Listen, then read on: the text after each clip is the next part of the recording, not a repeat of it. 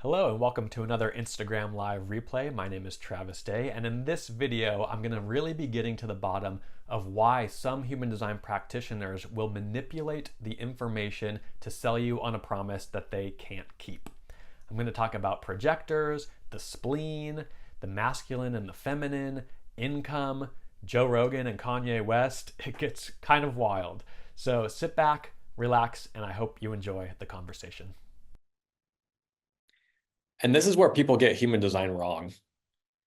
So a lot of people are looking for someone to heal them. A lot of people are looking for a guru. A lot of people are looking for like the answers. And that's not human design is not your healer. Human design is two things, really. It's a map and it's an experiment. That's it. So if you're dealing with any human design practitioner that is promising you anything other than a map or how to enter into an experiment, then I hate to say it, but they're selling you on your not self. And it's really not cool. I don't sell anybody on anything. And that's why it's so hard to sell human design, because we're like, here's a fucking mystery bag. You want it, you gotta do it yourself. So I can give you the map, but you have to take the first step. And then when you start walking the path, and I can't even promise this, but in my personal experience, that's when you meet your people. That's when you find the somatic tools that are going to help you get into your body. Human design is just a map. So I think a lot of people put so much, they project so much on it. They project like it's supposed to heal me. It's supposed to give me all the answers. It's supposed to be this thing, and it's not. It's perfect in what it is. It was never meant to be a tool to heal our traumas and to heal the things that we hold in ourselves generationally. It wasn't meant for that. It's just this experiment. To lead you to other practices and modalities and medicines that are going to help you on your path, help you get out of your way, help you get embodied. And that's what's really been driving me nuts lately is I'll meet people who I talk to them and they don't like human design. And I'm just like, what do you mean you don't like human design? What could you not like about it? It's a map, it's a system, it can show you so much about yourself. What don't you like about it? And then they'll start to tell me what they think human design is, and I'm like, whoa, who told you that? That is not human design at all. I don't know who introduced you to this system, but they don't know what they're talking about. And so I really see there's like three.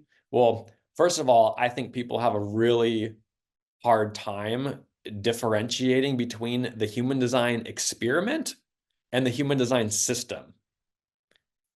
If someone sells you the human design system, the not self is going to eat it up, because the not self can just keep on feeding on information endlessly and never actually do anything with it, never actually take the first step on your experiment to discover and heal yourself. This is just a way for you to see the power and the love inside of you so that you can heal yourself. So a lot of people sell you on the system. They sell you on the information. They sell you on these false promises of what it possibly could get you. And it's fucking bullshit. So I sell people the human design experiment, which is always what it was meant to be, which is here's your map. You got to take the first step. If you don't, hey, I don't know what, and even if you do, I don't know what's going to happen. So human design really is this, there's really one promise for each type, and that's your signature. So if you're a generator, human design promises you that if you take the first step on your journey and you start to experiment with the information, it's going to lead you to a life of satisfaction. That's the only thing we can say. And what is satisfying to you as a generator probably isn't going to be what you think it is. You're not going to get all the things that your mind thinks it wants. That's going to make you happy. It won't make you happy. And so if you're a projector, it promises you a life of success, whatever that may be for you. And if you're a reflector, surprise. And if you're a manifestor, peace. this is like really the only promise of human design. That's it. So if someone's saying like, I'm going to show you how to make more money in your business with human design, that is so false. It is so wrong. And if you follow that and it doesn't work out, you're going to hate human design. Instead of realizing that person just used this information in a way to manipulate your not self to get you to buy their program. And you can see that with all these different systems, you know?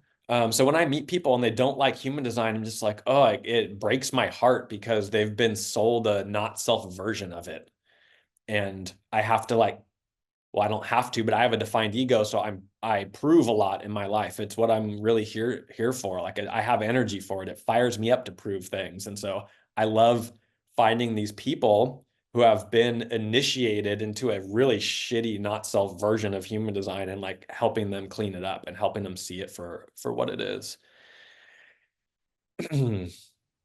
And I really want to do a course on how we get sold on our not self because it's the easiest way to make money. And that's what people do, whether it's intentional or not. To sell someone on their not self is so easy. And the not self will just keep on chewing on this information and never actually take a step on their experiment. So are you being sold? Are you selling the human design system to people, or are you selling them the experiment? And when you sell them the experiment, that's just it. You don't know where that experiment is going to take that person. You really don't, other than the signature of their type.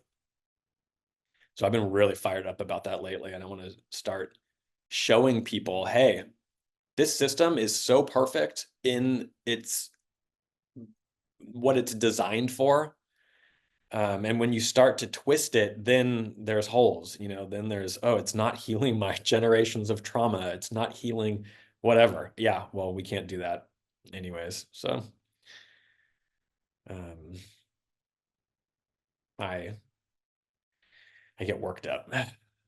So anyways, my water work, I have really found my medicine, which I've always known it was my medicine. But I can't, you know, as a projector, my aura is focused and penetrating, and I'm really good at reading and guiding the energy of other people. It's a gift that projectors have once we decondition and drop into it. And water is an amplifier of everything. You know, water is a conductor of electricity and frequency. And so getting somebody into a relaxed meditative state in water while I'm holding them and guiding them and manipulating their body through the water, I really see it as like such a beautiful tool in deconditioning because the water is like pulling our not self out of us. That's how I visualize it in my own body. Like when I get in water, I picture all my open centers and all the conditioning that lives in there being like sucked out, like dissolving into the healing properties of water. So this this modality that I'm learning called Aguahara, it takes you into another dimension. It takes you into such a safe, warm space where you can just let go of all kinds of stuff. And I've had like full psychedelic trips in these sessions, in these water ceremonies, without any medicines, without any substances, just being in water and being held by someone and being taken through these movements. I've gone to other places and had crazy awareness and realizations and back to the womb experience, and it's been such a healing thing. Yeah, water is such a portal. It's so true. And I like to think of it as like one of my sessions, because I was there for a week intensive and we were in the pool like all day long and we were giving and receiving sessions constantly. And in one of my sessions, I really saw like our mind really wants to go high and it wants to get up into these other dimensions and kind of leave the earthly plane to experience, you know, where we initially came from. But our bodies are of the earth. Our bodies come from the earth, and our bodies actually, to get the same experience, they have to go deep. They have to go down. So I really see water as a way, because we can go underneath it. It's such a way to get our bodies closer to the earth. going into different dimensions, like deeper into the earth, into the planet. And that brings so much healing and so much release to our physical bodies. So, human design is a dualistic system where our consciousness and we're our physical body, and together we're living in a holistic incarnation, a holistic experience. So this water work that I'm doing is like, yeah, grounding. It's so grounding because it's really the only physical thing of the earth that you can physically go under and get deep in. Like we could go in caves and stuff, I guess, but we're still in the air. When we immerse in water, there's all kinds of stuff that happens to our body physiologically. When I was doing my freediving courses, it's so wild to learn about how the body responds to being in water. It's really, really fascinating stuff. So I'm going to Spain on at the end of July to do my level 2 and 3 training of Aguajara and really get, I don't know, embodied and beginning to master this this modality, because I really see how amazing it works with human design. So back to my human design rant, I really think it's up to us to find our own medicine to help people get embodied. But it's not human design's responsibility to do that, And I see a lot of people saying it's missing stuff and it's lacking things and it doesn't have all the answers. Human design never promised to have any answers, really. It never promised anything. It's just that experiment. So it's up to us to find these modalities to help people get embodied and then, use the system as just a map to bring them back towards self-love. So I'm speaking what I'm seeing lately. And it's really cool. So I'm super excited about the water work and being able to integrate it with human design and with other modalities that help us heal. Because human design is not our healer. Human design, in Ra, he would, if you look at his design, like of course he's going to get projected on and blamed for things too, but he never wanted to be a guru. He never wanted to be anyone's healer. He was always, hey, I am the messenger of this information that came to me. And he was really probably the only one who could have actually handled the intensity of receiving that revelation. So it's just such a beautiful, incredible, divine system that came into the world, but it's up to us. And so a lot of people don't want to take responsibility, and a lot of people, and I don't even think it's that. I think a lot of people just lack the courage to take a look in the mirror and actually take that first step to living authentically. And that's okay. I was that way forever and ever. So it's just about, I think it's about really being gentle with people. And if you're in human design and if you're talking about human design, just to really, really, really make sure that you're not promising anything to anybody with it, because that's not what it's here for. So to be careful about what it is. Yeah, it's scary, isn't it?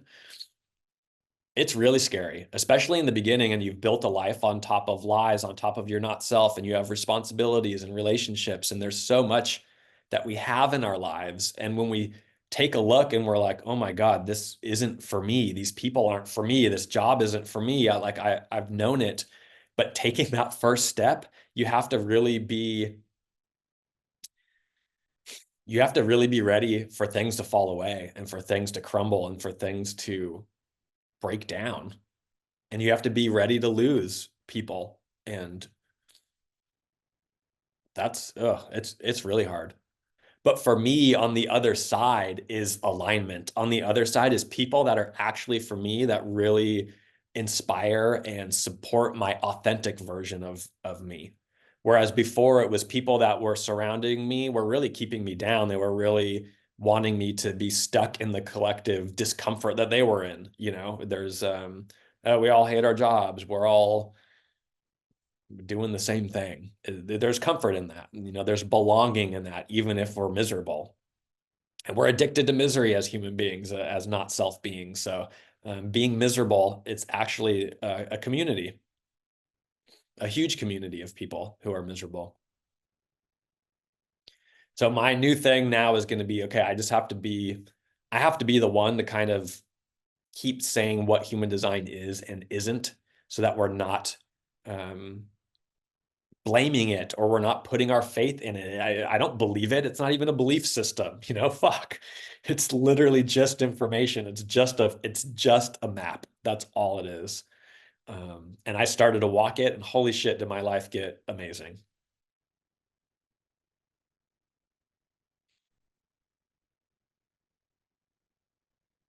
That's it. Yep. It's just a tool to understand ourselves more. And there's, our strategy and our authority. These are suggestions, these are invitations, really. Hey, try this out. See if it helps you. See if it empowers you. See if it works for you. So when people are like not liking human design, I'm like, well, what are you doing even talking about it then? Like, if it didn't work for you, if you actually tried it and it didn't work for you, which I have not met someone like that yet, then by all means, sure, I'm fine with that. But back to what I was saying before, I really see these three different ways that you can kind of sell human design, or that you can bring human design to people. The first way is like people who find raw and they find the source material, which is what I study and I think holds the most value and the most potency. But then a lot of times with these systems, we get people who are very hurt. They're very insecure. They've never felt recognized in their life. They've never felt seen. They're dealing with tons of trauma. Like, this is why we come to these systems. It's typically, I was depressed. I was suicidal. I hated myself. I hated my life. And then I found this. So I think, we do in these systems get people attracted to them who their lives aren't going that great. So then when you discover a system like this, if you're in your not self and you're still insecure, you can actually take this knowledge, because it's so powerful, and you can use it as a tool to become like a guru, to give yourself a bunch of power over other people, to say, I know the system really well. I'm going to heal you with it, And then these people get so pumped up. And then they turn it into rules, and then they turn it into dogma, and then they tell you you're right or you're wrong, or this person's correct or that person's incorrect. And they get very strict with it, and they turn it into rules. Again, never, ever, ever was that supposed to be part of human design. It's not, there's no rules. It's not a belief system. Again, it's just an experiment. So these hurt people feel powerful and seen and recognized for the first time, and then it just becomes dangerous, because now they're stuck in another not self version of them, and they have this thing that they've turned into a power. So there's part of a HD community who are very dogmatic, who are very fundamentalist, who are very like rigid in the way that they transmit it, and it's not empowering for people. It really isn't.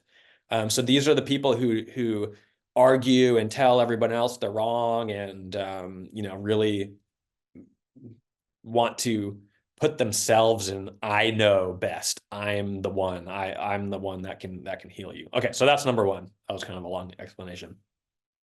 Number two, we call Pop HD. And in my eyes, Pop HD has taken the source material, the fundamental knowledge of the system, and it has watered it down and changed things in order to reach more people and sell more of whatever they're selling. So this is like, it's way too laxed. They're not keeping the integrity of the information and the correct things to tell people that are actually, if they try it, are gonna bring any real transformation to their life. So Pop HD is more like, just love and light, just water it down. Oh, this sounds a little bit harsh. I'm gonna change that so I don't hurt anyone's feelings, because I don't want to trigger anybody. So Pop HD to me, it's just like, ugh. It's probably not as damaging as the first one, but it's still just bullshit. Um, it's still just selling the system. Both of these ways are just selling the system, and so Pop HD is going to say, take my reader training, and become a human design reader. Well, why do they want you to become a human design reader? So that you pay them to take their course. So it's really just it's a money making thing. But they do make it look so pretty, and they do promise a lot.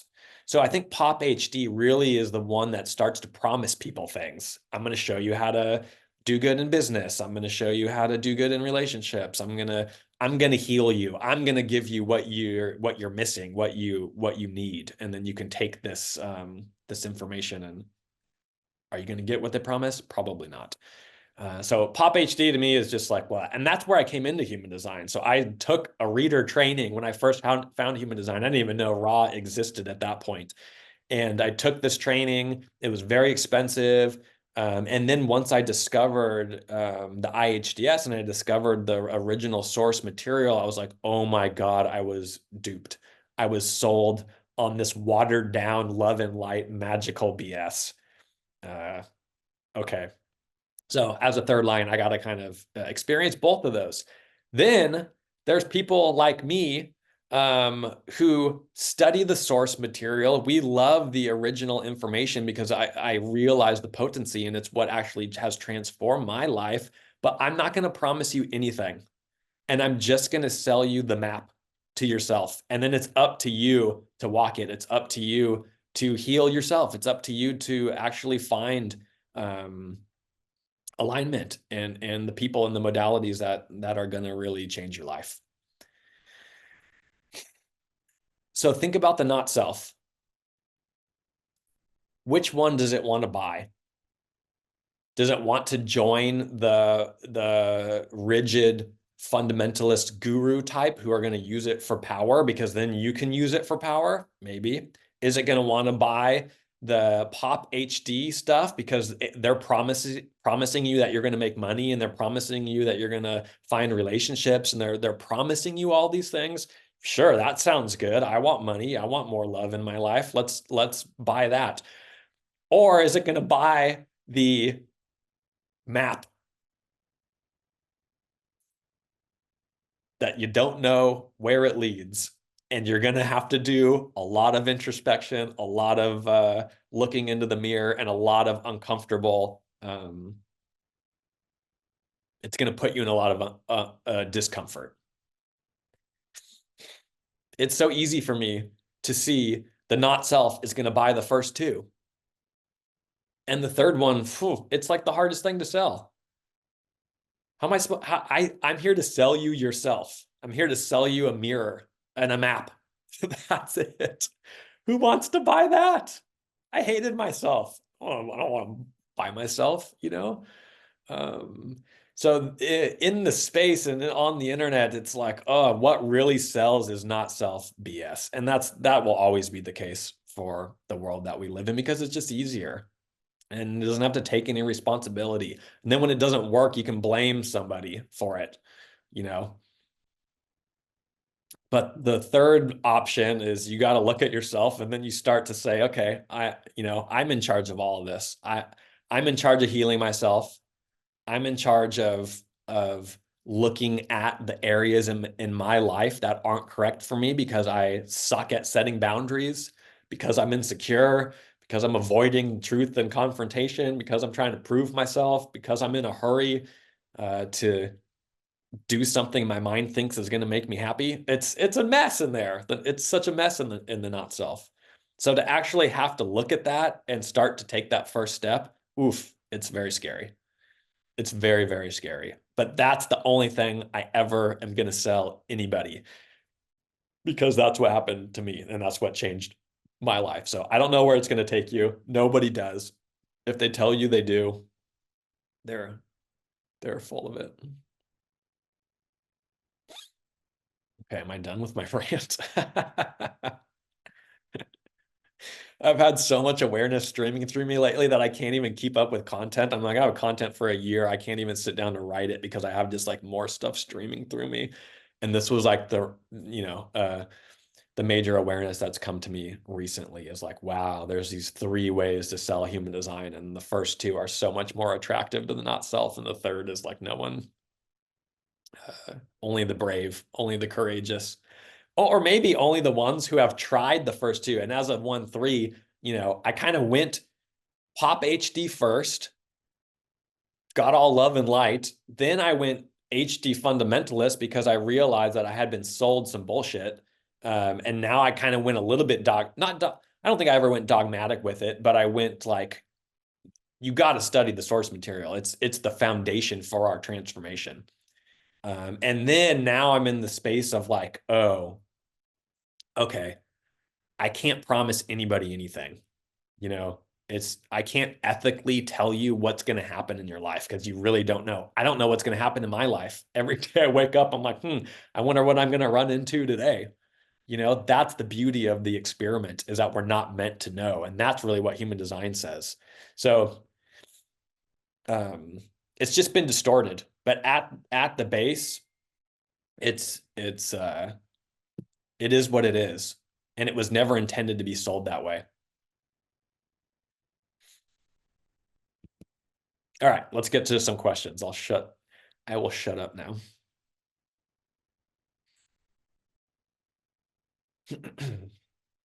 All right, Linda asks, I have a question. How do we apply the HD with opening up for an example in the flow as a generator?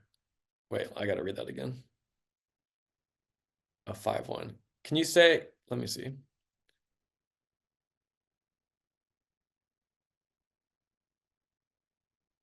Do you mean like, how do you enter the flow state as a generator?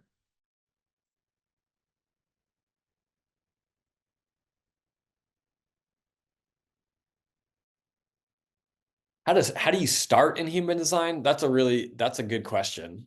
You're feeling blocked. Okay.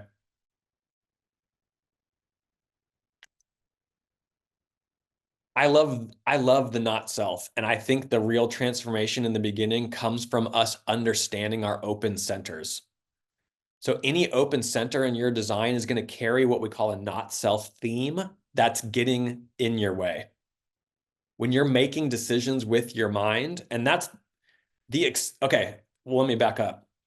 What's the experiment? What's the human design experiment?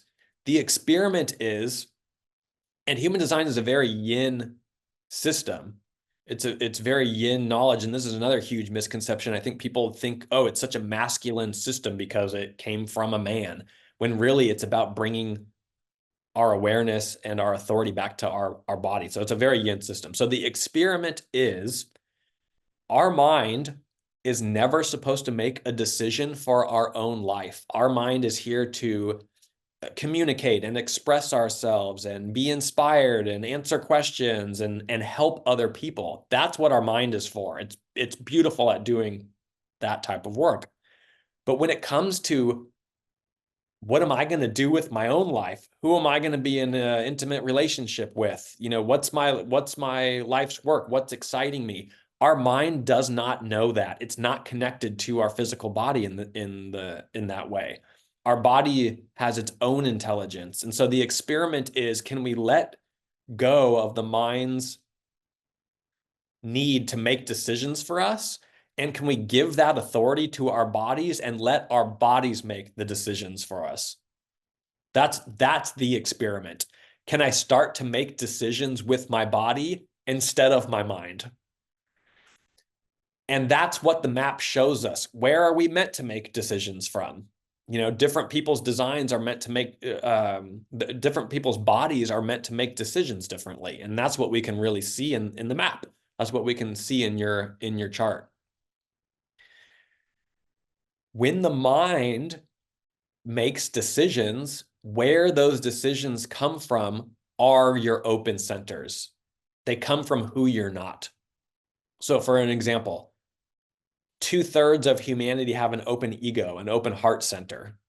The not self theme of the open heart is feeling like I need to prove myself because I lack willpower. I lack the ability to commit to something. Like I need to people please. So if you're in a situation and you're a generator and I ask you, hey, let's take a selfie together, and your body says no, but your mind goes to your open heart and says, we have to prove that we appreciate his reading, or we have to prove that we're a good friend, or we have to prove that we're a good person. So then you're going to say, yes, let's take the picture together, even though your body was just like, no, I don't want to take a picture with you. That's the experiment. And it's not about perfection and only making correct answers. It's in the beginning, just having awareness of like, holy shit, I've been making so many decisions out of my open heart center because I feel the need to prove myself in this life. Mind blowing.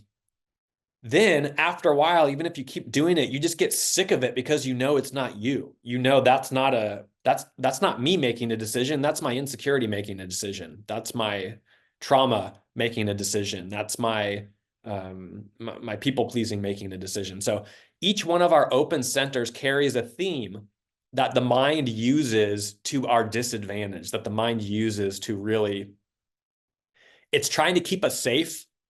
That's what it's trying to do.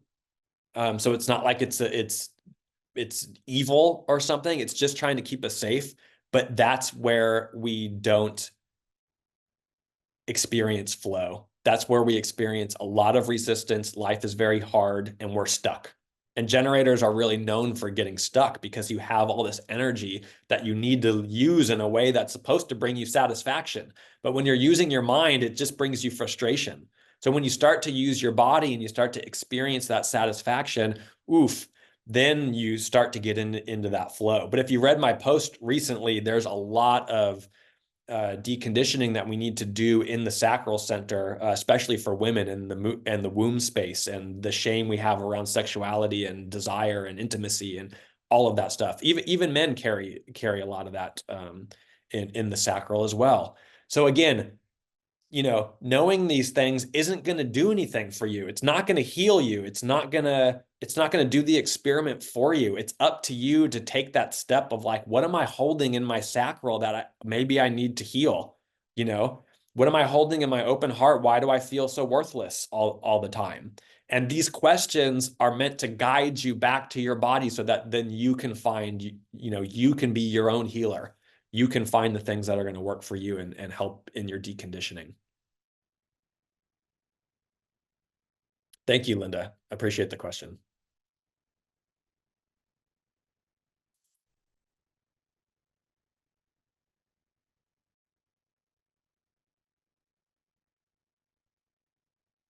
Can't find my chart. It's not on my Instagram somewhere. That doesn't surprise me. I have a defined spleen, a defined ego, and a defined G center. Everything else is open.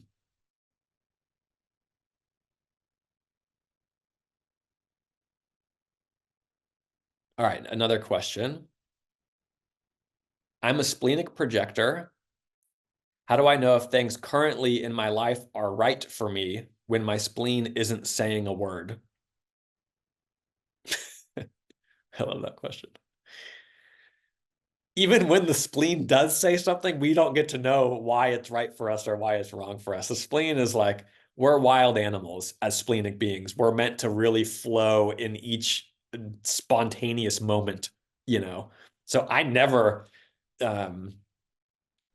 get to know why in this life. I don't. As a splenic person, we just get to flow and we just get to surf and we just get to, in whatever moment it is, if you're in tune with your intuition and your instincts, we're just going to be, people aren't going to understand unless they know you're splenic and they know you operate intuitively. But what I will say, how do I know if things currently in my life are right? That's a beautiful, beautiful question. And there is a way to know that. You're a projector. Do you feel seen and recognized and successful? Do you feel a lot of resistance in your life? If you're feeling bitter, if you're feeling not seen, then we know, oh, things aren't right now. I've probably been making a lot of not self decisions. I've probably been, using my mind and not my intuition, not my spontaneous in the moment knowings. So we can look to the type signature. We have one that we're after if we're aligned, and that's success and being recognized as a projector. And if we're not aligned, our theme is bitterness. So I check in all the time. Where am I feeling resistance? Am I feeling bitterness? Okay, that's a perfect signpost that something's out of alignment. Where am I off right now? And usually we can find it really, really quickly. And I have a beautiful example. Recently, I was relaunching my podcast. I was starting a new Living Your Design workshop. I had a lot going on, and my mind had took over for like 3 weeks, and I wasn't aware. I'm not perfect, but I was planning out exactly how it was going to go, what my podcast was going to do, what each episode was going to articulate and teach different people. And in my mind, I had created like, wow, this is going to be amazing. Like, I'm so excited to bring this to my people, and it's from a place of love. It's not, wasn't anything sinister, but the not self is just this mental, we think the mind is going to figure our life out for us. And when I started to execute this plan that I had put in place with the mind, instantly I was bitter, I was burnt out, there was so much resistance, I was exhausted, and I was hating everything that I was doing. And in that moment, I realized like, damn it, I was not operating as a splenic projector these last 3 weeks. I had got in my head and decided what was going to make me happy and what was going to make me successful. And it was just a disaster. So the more I decondition, the less tolerance I have for that state. It's much easier for me to feel the resistance. It's much easier for me to feel that I'm not in flow anymore. So it takes a little while. In the beginning, we're so used to the resistance, we don't even really realize that there's another way that we can be. So in the beginning, it's like we get glimpses of what it could be. We get glimpses of the flow. We get glimpses of using our strategy and our authority correctly. But now, since I've been in my experiment for a long time, now I get glimpses of the not self. I get glimpses of the resistance, so it's kind of like, it just takes a little while to swing the pendulum to the other side. But that's how look at your not self theme. Which for us is bitterness. For generators, it's frustration. For manifesting generators, it's frustration and anger. For manifestors, it's anger. For reflectors, it's disappointment. So we can really use that not self theme as a guide, as a signpost that we're out of alignment. But as far as being splenic, don't try to figure out what's right and what's wrong in the moment, because we just won't ever know. Just focus on if you're feeling seen and recognized and invited as a projector.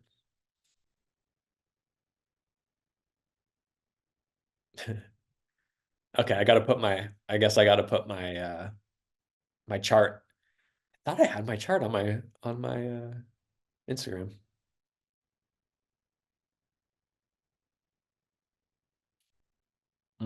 You're welcome.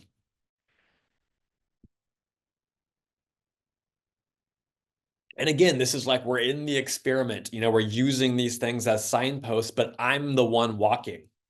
I'm the one fucking it up even, you gotta, like, I'm a 1-3, I gotta mess it up. It's so helpful for me to have put that whole strategy together for my podcast and my course, and then for it to like be so draining and be so, bitter. That's the experiment. Then I have a physical embodied awareness of like, this shit doesn't work. I tried it again. It still doesn't work. Okay. I'm walking. I'm living my experiment. And as a 1-3,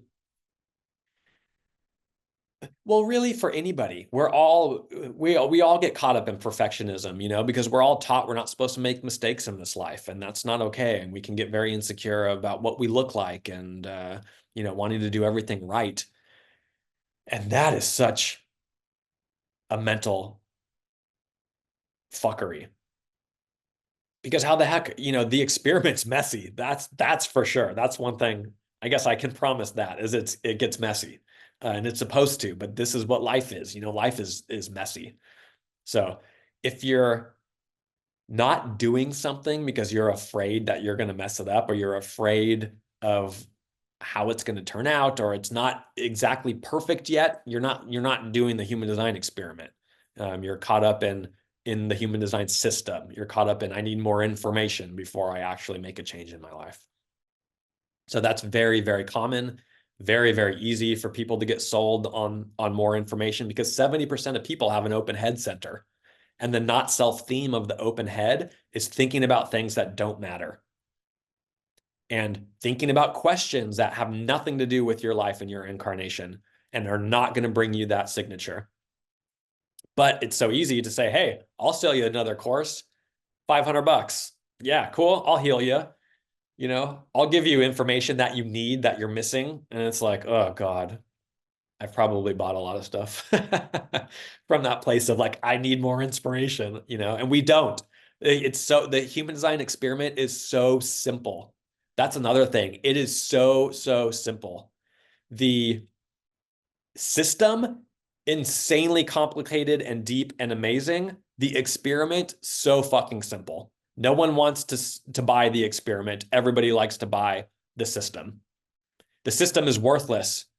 It's literally worthless. Human design information is fucking worthless if you're not in the experiment. There's literally no point. You're wasting your money and your time and your energy if you're into the human design system.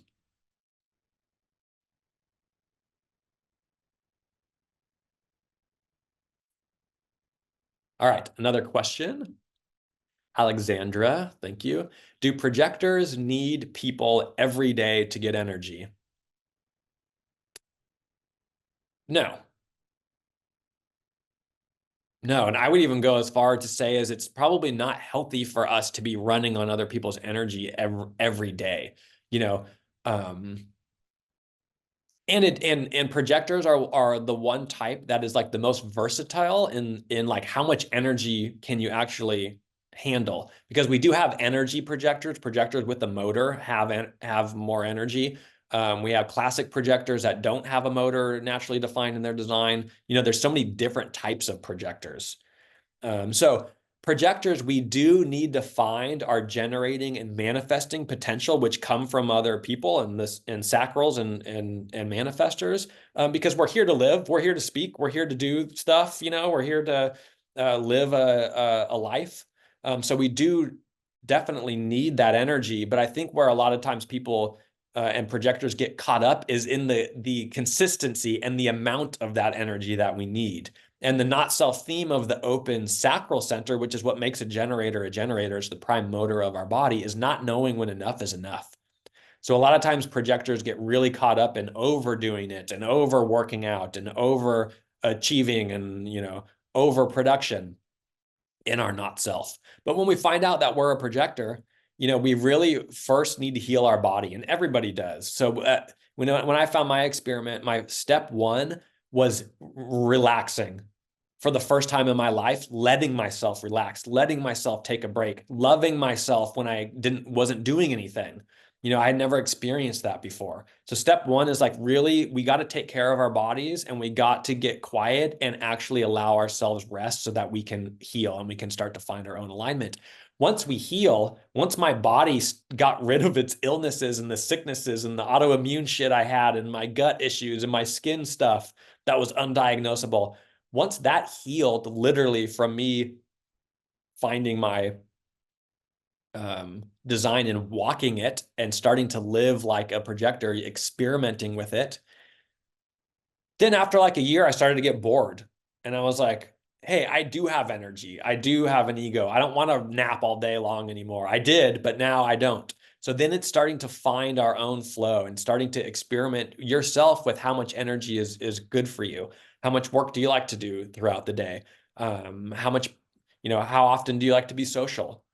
When you find that you're being too social, you know, go for it and experiment with it. And then you're like, okay, I'm exhausted. Okay, now I know that's too much for me. But again, it's all about experimenting. So do we need people every day? No, I spend a lot of time alone, sometimes too much time alone. But we definitely need people to fulfill our purpose because our aura is always focused on other people and we're here to really guide others. So projectors definitely need, you know, the most important question for us is who do we let in our lives? What are our one-on-one relationships like? Because our aura focuses one person at a time. And that's like one of our most favorite places to be, is in aura with another person, having a deep energetic exchange and a deep conversation, and being able to help other people through our ability to guide energy. Great question. I can go on for a freaking hour about that one, but I appreciate that. No, we don't need it every day. We're not consistent.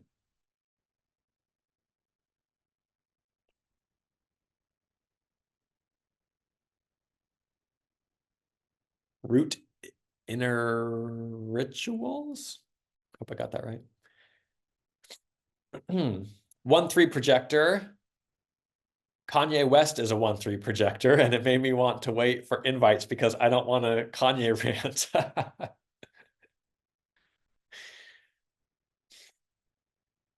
I have so much love for that man. And then that may not be a popular thing to say, but as projector, I really am amazing at looking at someone and seeing behind the scenes of what's going on with them. And I'm really a believer that everybody, I really don't believe there's such thing as bad people. I think there's bad conditioned people. I think there's mentally ill people. I think there's, uh, evil people, but I think deep down, I really don't believe that it's from an innate sense of badness. I think it's trauma. I think it's conditioned things that we've been exposed to. Like I really am able to see, like, we never really know what goes on behind the scenes in another person, and you may be fighting with somebody and you have no idea the trauma and the pain and the suffering and the humiliation, and we really don't know what some people have gone through in this life. And it's like, there's some dark stuff out there. There's some really dark experiences. And in my eyes, that man is he's a genius. They say I think they say he has bipolar or schizophrenia, or he's obviously mentally not well. But I still, I can still see the genius in those people. And I wish him the best.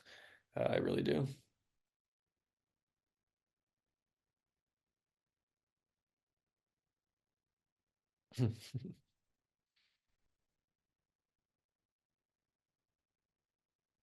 Yeah, it's interesting to talk about famous people and their designs. But I think that's one thing we do with celebrities, is we have no clue who they really are as real people. We don't know. They're not showing up authentically and letting us in. They're most of the time very guarded because they're under constant surveillance. So it's fun to dissect and look at charts and see what we see. But do we really know them? I don't think so. My favorite is Joe Rogan, because he's such a generator. And I think he's one of the most authentic personalities in the public space. Whether you like him or you don't like him, he is not afraid to change his mind. He is extremely open to conversing and speaking with anyone, even though they have different opinions or views in them. He calls himself a dumb guy all the time, which you really do get this like dumb guy energy from him, but he's not trying to pretend that he's not, which I find so refreshing. And some of the stuff he says on his podcast is like the most brilliant generator wisdom of all time. And so I have so much content of him that I want to start to post to be like, hey, generators, he doesn't know his human design. Maybe he does. Who knows? But just the way that he lives his life, he's obviously in flow. He's extremely successful. And he does it like a generator, and he talks about being a generator all the time. Where he gets it wrong, and where a lot of generators get it wrong when they don't know human design, is that they just assume that everybody is like them. This is how we all do it. This is how we all be successful, because it is such the norm. So a lot of the advice that he gives, it's really coming from his personal experience as a generator, which has made him very successful and satisfied in his life, but necessarily um, doesn't necessarily apply to projectors or manifestors, you know? And that's really why we're so misunderstood, because generators and manifesting generators are 70% of the population, and they are the ones who set the patterns for life. They're the ones who make what we consider normal, normal. So, but man, he spits some stuff, and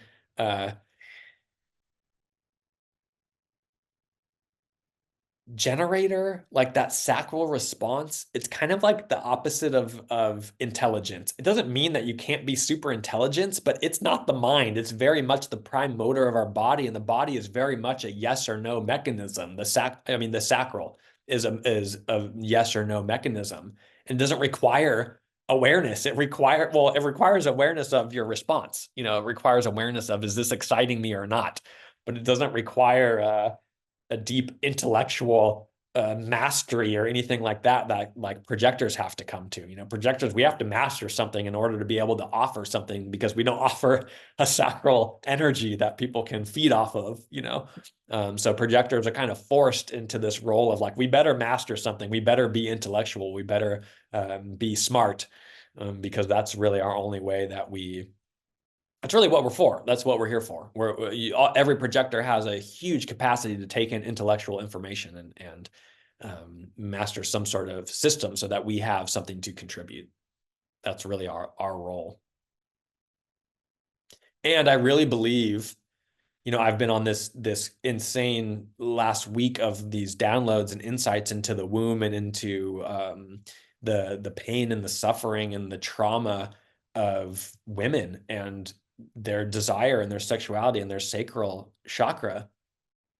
And I'm really starting to see how projector men, and this is just a theory and I'm going to hash it out more, but I really believe like projectors, and especially projector men, are really here to be a safe masculine presence to facilitate healing of the womb, to facilitate healing of the sacral.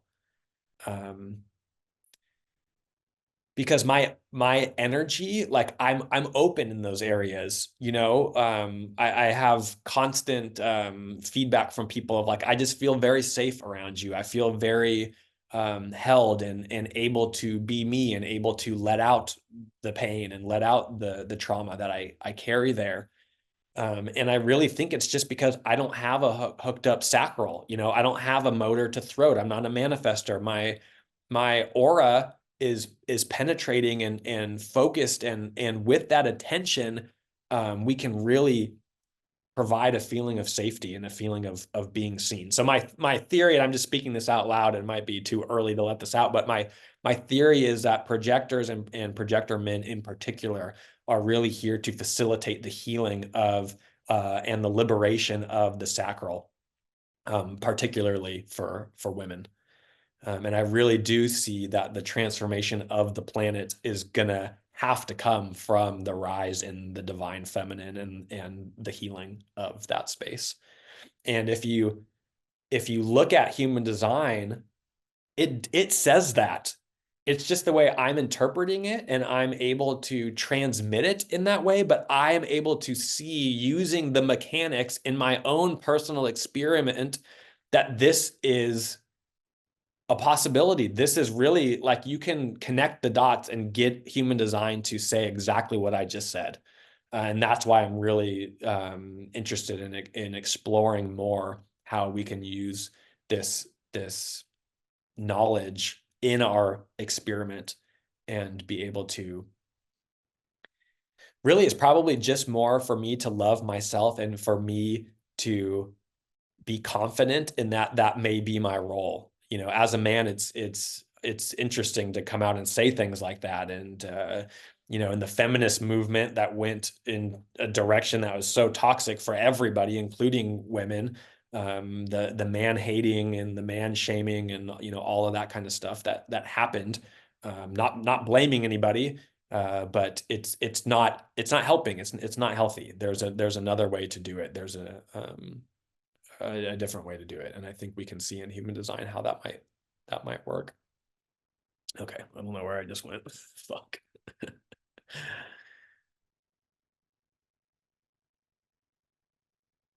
You've had people tell you that you remind them of Kanye. That's like, I mean, they're obviously saying it from the genius perspective, I'm sure, unless you have interesting friends in your life. But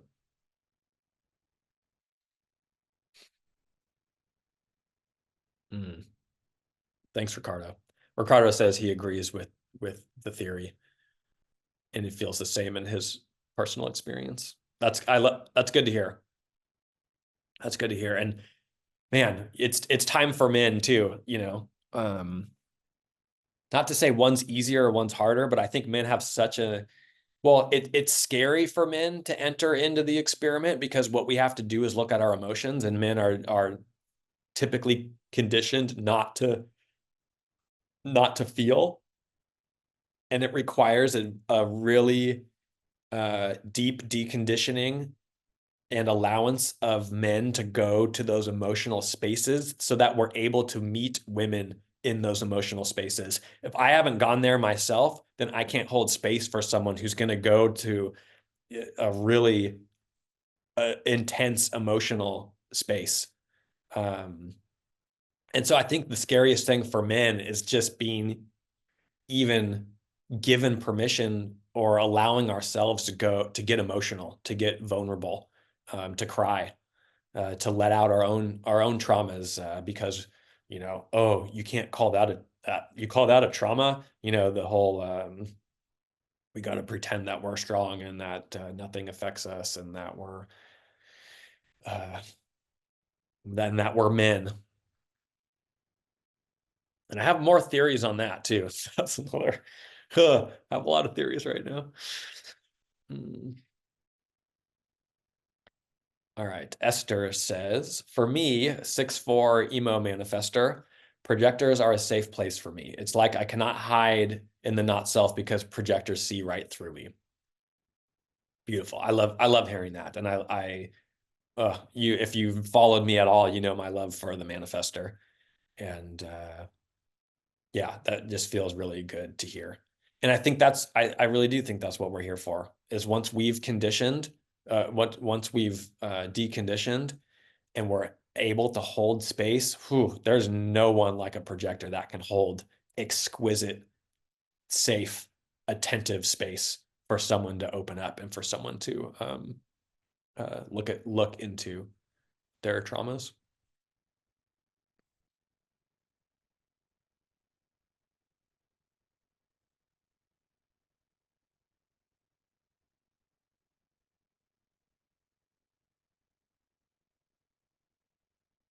What was my other theory?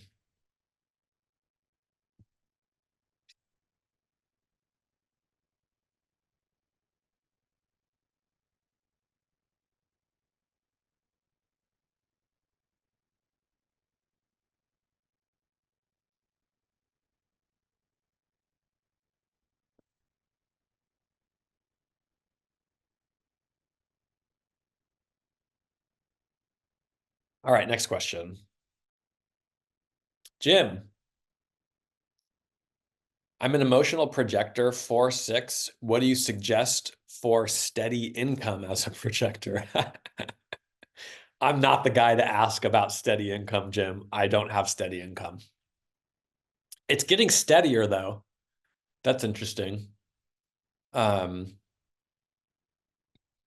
If we're after our income, if our mind is telling us that money is the main thing that we need to take care of, which is like 99.9% of what we tell ourselves and with the people I come across and me included, then we're out of our experiment. Human design is not going to promise how much money you're going to make or how steady it's going to be, or that's not in human design. So if someone's telling you that or someone's selling that to you, just know that that's not a promise that we're allowed to make. Again, back to, is this a system or an experiment? If I sell you your experiment, I have no idea how much money you're going to make. But what we can say in human design is that you're gonna get your signature. Remember, I talked about our signatures. So our signature as projectors is success. We're the only type who's literally built to fulfill and to discover this theme of being successful, because we're here to be successful as projectors. So if you start your experiment, if you start to walk that path, I'm not going to promise what it's going to look like, but for me, I've always gotten what I needed to continue doing what I love. It has not been consistent for me. It's been up and down. It's been weeks of like tons of business, and then it goes quiet, and then no one signs up for a course, and then I have a lot of people sign up for a course. It's been all over the place for me, honestly. But I truly believe that, well, maybe I don't even believe it. I'm going to continue to experiment forever. But the more I walk my path and authentically experiment with this, the more flow comes into my life, the more money comes my way. Not always, but it comes my way in an aligned way that allows me to do the things that I freaking love to do. And that's all I'm caring about now. I'm not in fear of consistent income anymore. I'm not in fear of being broke anymore. I really don't even, I don't care. I'm honestly in a place where I'm like, I'm so lit up with what I'm doing that things just come to me, and like invitations keep coming to me, and I honestly don't care. But for example, I have subscribers on Instagram. So if you're not a subscriber, you can subscribe to support me in my projector process. It's only $5 a month, and I think I'm up to like 40-ish subscribers on Instagram, and I haven't even really started to offer like anything super amazing on my subscription service. I was trying for a little while, and you do get discounts, and there's things I do offer on there, but I'm like, there's really not much here. Why would anybody subscribe to my Instagram? And I was working with a guy, and he told me, if you don't show people the value and what they're going to get for your subscription, no one is going to subscribe to your Instagram and support you in your process. And like within a week, I got up to 40 subscribers, and I was like, hey, bro, looks like people are subscribing regardless, you know? So that's like a consistent monthly income. It's not very much yet, but I was like, wow, I could get, if I get 100 subscribers on my Instagram, $5 a month for each person, no big deal. And I'm making 500 a month doing something that I love and supporting my people. This is my work, I used to not value what I did because I wasn't a generator, and I had generator envy, and I thought I need to work really hard and provide some sort of product that made me like sweat and lose sleep over. That's not what I'm here to provide, this is what I'm here to provide. My posts, they take hours for me to write those and to be able to clearly articulate what I see, and it's all to support other people. It's all to help guide my tribe. It's a lot of effort. It's a lot of work. It just doesn't, on the surface, it doesn't look like it. And people can think projectors are lazy and we're not working hard. We're working so hard mentally. Our studying and our intellectual inner workings is like a lot. It's a lot of work, but I'm not going to the office 9 to 5. I'm playing basketball in my backyard when I need a break. I'm not consistent, but it's still a lot of hard work. So this, I think, is people think projectors have this easy life, and in a way we do, but we love to study. We love to learn. Like, I could just go to school for the rest of my life, and that's really what I'm going to do. That's not like I have plans, but that's kind of my plan, is just to continue to study my water medicine that I'm learning now. Like, this is my gift that I have to offer to people. This is the gift of the projector. This is our medicine that we're here to offer. And if you want to support me and give me $5 a month so that I can continue to do this, I feel that's great. I deserve that. Like, I'm working on here. I'm really doing a lot, even though it may not seem like I'm working like a generator, So money comes, and money has come to me in ways I never in a million years would have expected or planned or gone after. So if we're stuck in our heads of like, how do I make a consistent income, and we're missing the part about bringing our medicine to the world and being a splenic projector, you may get it. Even if you get consistent income, you're going to be miserable. That's the key. Some rich people are so filthy rich and they're so miserable and unfulfilled in their life. And it's like, fuck, well, it's money is not the thing. And just go find rich people and spend some time with them, and you'll see like money is not the thing. We need to eat and pay our bills. That's cool. But in my experiment, it's just being provided for me, and it's not consistent, and it's not as much as I want, but it's there for me. And it's so fulfilling to have someone subscribe to my Instagram and pay me $5 a month to do this. I feel so seen and so recognized and so blessed that anybody would do that. But I've also done that in my life. I started watching this. I got into like this is I'm gonna sound like a nerd, but I don't play video games. But I found this guy on Facebook who streams some video game, and his personality and his authenticity and his no filter. Like I just so appreciated this man, and the fact that he's making a living playing video games, doing what he loves, it just like my heart just feels so much gratitude for anybody who's out in the world doing something that they love, even if they're not popular, even if they're not making a lot of money, even if they're not yet recognized. If someone's following that and someone's authentic, I'm a huge supporter. So I was subscribing to his Facebook streams for him playing this video game for like, I think it was like $10 a month or something. I was giving this guy, and it was just like, why would I do that? I'm not getting anything out of it other than I get to witness someone be authentic. I get to witness someone do what they love with their life. And there is a lot of inspiration and there is a lot of joy that I took out of that. So um, that was a long, long way of saying, like, for me in my experiment, money has shown up in ways that I never would have imagined, and it's not consistent, but I'm not focused on that anymore. I'm really focused on studying and learning and just keep flowing and keep surfing this life and watching where I wind up. And I'm not in fear anymore that I'm going to be broke,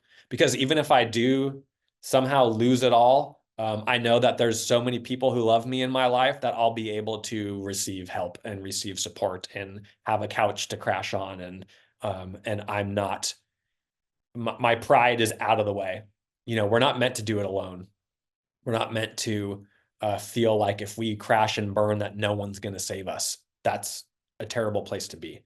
And I really truly believe that we all, at least a lot of us, have people in our lives that would take care of us if we ever hit a point of a rock bottom or of a really bad financial situation. And we just have to get out of our own ego to be able to accept the support of other people. And projectors, hey, we need the most support, especially growing up. We're not meant to work and put ourselves through college at the same time. We murder our bodies doing that. A lot of us do because we're taught that's the correct thing to do. But an MG putting themselves through school and a projector putting themselves through school, it's not a level playing field. It's not fair.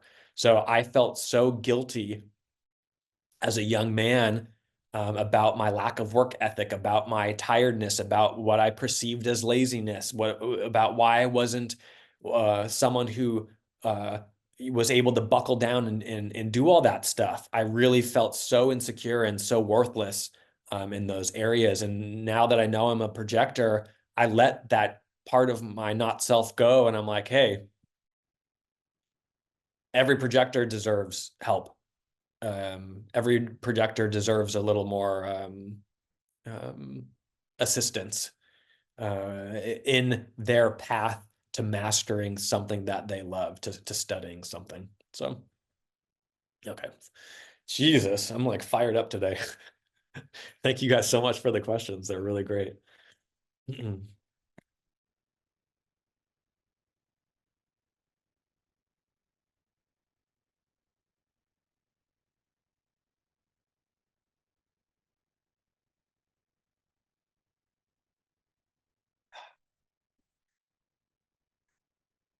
Nothing like cold water. You're welcome, Jim. Thanks for the question, my man. Appreciate that. I'm living the projector life, let me tell you. It's not always easy, but I really, lately, I'm just like feeling so blessed and so lucky, so incredibly lucky.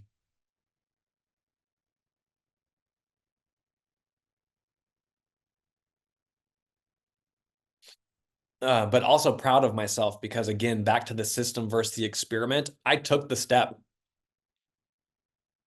I said, fuck it all. I got nothing to lose. I'm taking the step. I'm going to do it and watch what happens. So I was able to take that first step. And if you look at my design, I have the 2551, I have the 4426. I'm kind of built for that, for these shocking initiating experiences, to be able to land on my feet and then to be able to help guide people through it in a way that they need, because not everyone's like me. I know it. We're not all meant to just dive in head first like an insane person and pop up on the other side and be like, oh, okay, I'm okay now. That's just my design. It's just it makes perfect sense how it happened the way that it did for me. And I truly believe that we just have this divine timing too. And when it's ready for you, it'll be ready for you.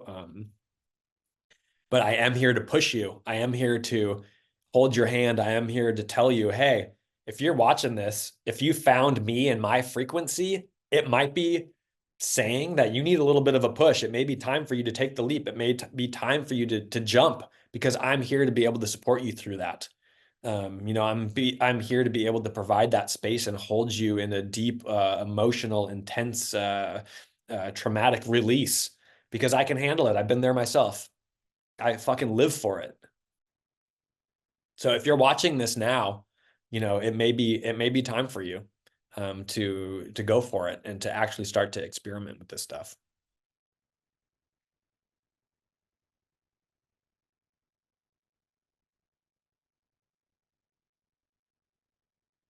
Hmm.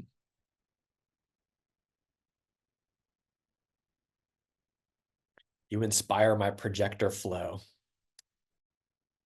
My pleasure. That's all I want to do. Actually, that's not true. I want to inspire. Yeah, I want to inspire the flow. I want to inspire the experiment of you to get into that flow, which is, I think, what you meant. So yes, thank you very much.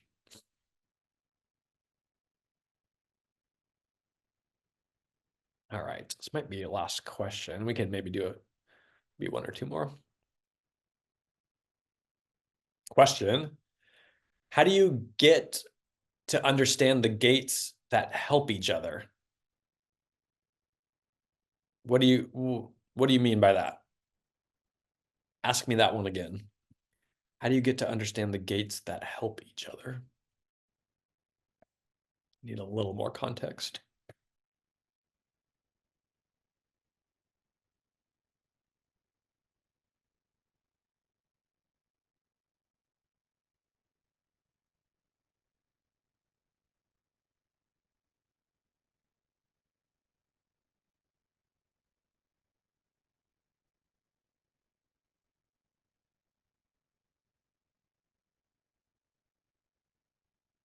Ugh. I got surprised this morning. My sister is dog sitting, and I just like walked out, and there was this majestic wolf looking beast, and now we're just hanging out together.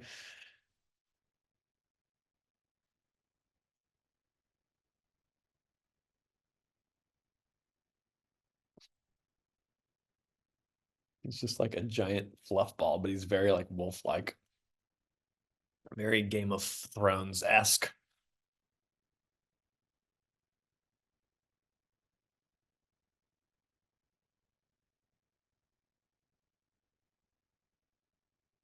All right. What's your ajna definition? I'm amazed by the stuff that comes out of your mind. Ah, thank you.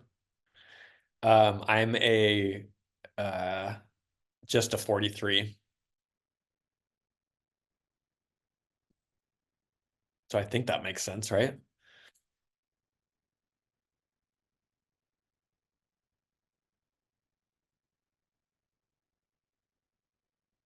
Hmm.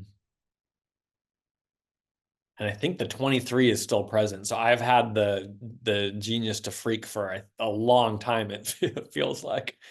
And I think that's maybe where the awareness streams from. I just wanted to stop by and say what a tremendous difference two of your sentences made for me. Number one, relaxing at them. And number two, our mind lives in our open centers, life altering. Thank you so much. Thank you for the recognition. The relaxing at them line was as a projector or as anybody who needs a lot of rest, if you rest in a space with a generator or with someone who's very productive or with another conditioned projector, we can often feel like, I don't want to relax at these people. We almost feel guilty about relaxing. The example I gave was like before I deconditioned, I would like I lived with roommates or I was at home or whatever. If I sat down to like take a rest or just like relax in the middle of the day for a minute and I heard someone coming, I would like perk up or like pull out my phone or my computer and I would just like start to pretend that I was doing something. Oh God, I fucking cringe even hearing myself say that. But that was like my experience of being a projector and feeling like I don't want to relax at anybody because I feel so guilty. This isn't what I'm supposed to be doing. I should be productive constantly. Wow. Ugh. Thanks for bringing that up. That's a good one. All right. That might be it for me. This was like so spontaneous and random. I haven't done a live in a long time, and these really do feed me, and I really feel recognized. And I love your questions, and I love what comes out of my right brain. And if you haven't subscribed to me and you want to support me in my projector process, so I can continue to live the dream life, it's $5 a month. You can find the subscription on my Instagram homepage, and just I appreciate all of you.